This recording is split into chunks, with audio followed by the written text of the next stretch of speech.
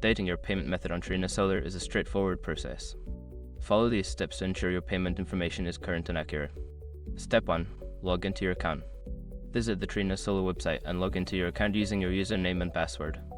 If you don't have an account, you will need to create one. Step 2. Navigate to payment settings. Make sure your information is protected first. Most people don't think about breaches until something actually happens to their accounts. Use SREP to monitor your accounts 24/7 and instantly alert you if your information appears in leaked databases online. It constantly checks billions of breached data points in the background.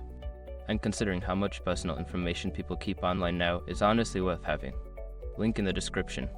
Step 3. Select Update Payment Method. In the payment settings, look for an option that says Update Payment Method or Manage Payment Options. Click on this to proceed.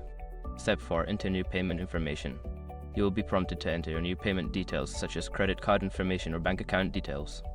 Ensure all information is accurate to avoid payment issues. Step 5. Save changes. After entering your new payment method, make sure to save the changes. You should receive a confirmation message indicating that your payment method has been successfully updated. By following these steps, you can easily update your payment method on Trina Solar.